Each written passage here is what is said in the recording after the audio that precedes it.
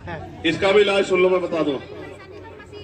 इसका भी आपके नेताओं ने जो किया ना, मैं उसका इलाज ही बता दूंगा। देखो अभी आपको जवाब यही मिल जाएगा, किसी की जरूरत नहीं पड़ेगी, बस मेरी बात पे गौर कर लो।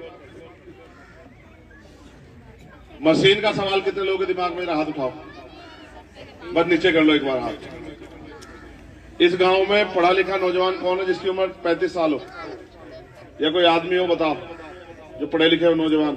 आप हैं? क्या करते हैं आप? एक मिनट खड़े हो जाओ, जागरूक आदमी हो आप, मुझे बताओ पिछली बार लोकसभा में किसे वोट दिया था? गिरीश जी को। जीता कौन था? चोरी तो नहीं हुई थी वोट की? मैं झूठ तो नहीं कह रहा, वही जीते थे ना। दीदी दो बातें हमारे बड़े नेताओं को बुरी लग जाएगी मेरी बात। एक तो वो मेहनत नहीं करते, एक तो वो गांव बस्ती में जाकर देखते नहीं कि जिन लोगों ने उनको बनाया आज उनके क्या हाल है, वो उनको उनके आंसू नहीं पूछते। एक तो सबसे बड़ी बात है ये, ठीक है। और दूसरी बात ये है कि वोट की चोरी जहां होती है, मुझे पता है उसका ऐसा इंतजाम कर रखा कि अगर एक वोट चोरी हो जाए तो चंद्रशेखर आजाद को कह देना। आपको तो अपने गांव की परवाह है कि भाई हमारी वोट ना चोरी हो, मुझे आप सबकी परवाह। समझ रहे हो? चोरी उसके यहां होती है जिसका पहरेदार कमजोर होता है। क्या चंद्रशेखर आजाद कमजोर है? आप बताओ। तो चोरी तो बहुत दूर की बात है, ये तो वोट की चोरी अगर आपकी तरफ में आंख उठा के देख लेना चंद्रशेखर आजाद के ताकतवर होने के बाद, तब आप मुझे बता देना।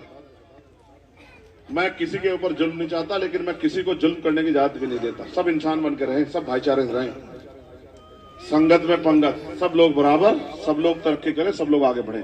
और जिस तरह का देखो आपको क्या एहसास है, जिस तरह का जुल्म हो रहा है इस देश के दलितों के साथ, इस देश के पिछड़े लोगों के साथ, इस देश के सिखों के साथ, ईसाइयों के साथ, बौद्धिस्टों के साथ और इस देश के मुसलमानों के साथ, ऐसा सुल्क सरकार, ऐसा जुल्म सरकार कर रही है जैसा सलूक जानवरों के साथ भी नहीं होता। मैं आपको पूरी जिम्मेदार से कहता हूं, शायद मेरा जन्म इसी वजह से हुआ कि आज के दौर में चंद्रशेखर आजाद जैसा व्यक्ति होना चाहिए जो सीबीआई ईडी इनकम टैक्स से नहीं डरता हो, जिसका गला पकड़ना आसान ना हो। मैंने 16 महीने जेल काटी, ये प्यार ऐसे नहीं कमाया एक दिन में। मेरी माँ कोई रानी महारानी नहीं है, मेरी माँ तो मैं क्यों जानता हूं कि आप पशु क्यों पालते हो, क्योंकि मेरी माँ ने पशु पाले। मैं स्कूल से आके खेत में, मैंने पिछले गांव में था, मैं स्कूल से आके खेत में जाता था घास की गट्ठी लेने के लिए कि मेरी माँ के ऊपर बोझ ना पड़े। मैं गरीबी देख के आया हूं और आज भी मैं 24 घंटे फील्ड में रहता हूं, 18-20 घंटे काम करता हूं और मैं जानता हूं गरीबों के दर्द को। कोई अमीर नहीं जानता। ये कहने से नहीं होता कि मैं गरीब हूं, ऐसे कहने गरीब हो जाता है। जो गरीबी में जीता उसको पता होता गरीब किसे कहते हैं। मैं जानता हूं कि एक टाइम का खाना कैसे खिंच के मिलता है लोगों को। मैं जानता हूं कि मेरे पिताजी ने जूते नहीं खरीदे क्योंकि उनको चंद्रशेखर आजाद को और उसके भाई को जूते दिलाने थे सर्दी के समय में। मैं जानता हूं एक एक पैसा जोड़कर कैसे अपनी बेटी की शादी करता है गरीब, कैसे अपने बच्चे की फीस कैसे पैसे भरता है, कैसे जब कोई काम करता है तो कैसे उधार ले लेके अपने मकान को बनाता। मैं जानता हूं। मैं कुछ नहीं कहना चाहता, मैं तो आपसे ही कह रहा हूं, आप 10 रुपए का सामान लेने जाते हो, 5 बार देखते हो सामान खराब तो नहीं है, सामान पुराना तो नहीं हो गया, सामान कम तो नहीं है, लेकिन आप वोट डालने जानते हो, एक बार नहीं सोचते जिसको वोट दे रहे हो आपकी आवाज बनेगा नहीं बनेगा, आपकी लड़ाई लड़ेगा।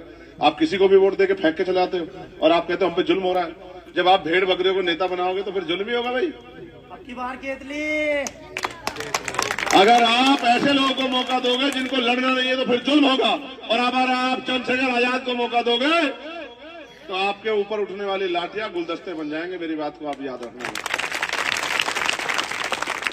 ये तो हिंसा एक रास्ता है, हिंसा इसलिए की जाती है कि हम इसमें फंसे रहे। इस हिंसा को तो मैं एक दिन में रोक दूंगा, लेकिन असल लड़ाई ये है कि आपके बच्चों को नौकरी रोजगार मिले और आपके घरों में सुख सुविधा आए। उसके लिए हमें मेहनत करनी पड़ेगी, ताकत बनानी पड़ेगी। कुछ रास्ते आप आसान कर दो, कुछ रास्ते चंद्रशेखर आजाद और हम सब लोग मिलकर आसान कर देंगे, लेकिन सब लोग एकजुट होकर अपनी ताकत बनाओ। ठीक है? मेरी बहनें वो गुलदस्ते फूल लेके खड़ी थी बेचारी, जब मैं आया वहां फूल फेंक रही थी। मैंने उनको मना किया कि मत फेंको, आंखों में गिर जाएंगे, मुझे परेशानी होगी। मैं आपसे कहता हूं आपका फूल भी, ये फूल मेरे लिए सोनों के फूलों से भी बेहतर है।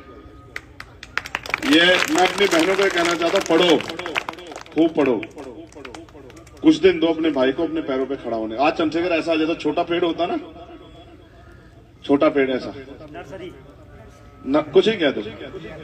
अजान हो रही है क्या?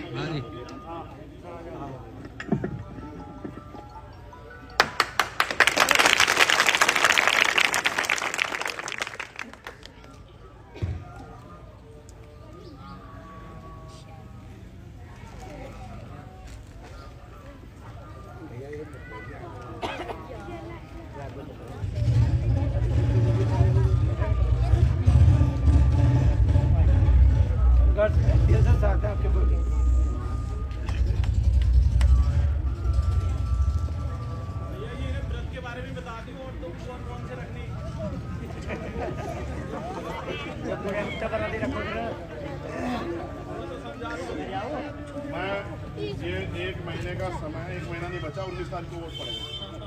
मैं ये लड़ लूँ पहले, फिर बहुत कुछ बदलाव होगा। अभी तो पहले था ना, मछली की आंख पे ध्यान रखना चाहिए। हाँ, निशाना वहाँ है, निशाना वहीं रखना चाहिए। देखो तो मैंने आपको सारी बातें बता दी। मैं बस आपसे कह रहा हूं, यहां बहुत लोग आएंगे मेरे जाने के बाद, रुपए पैसे लेके भी आएंगे, उनके कुर्ते भी बहुत लंबे लंबे होंगे,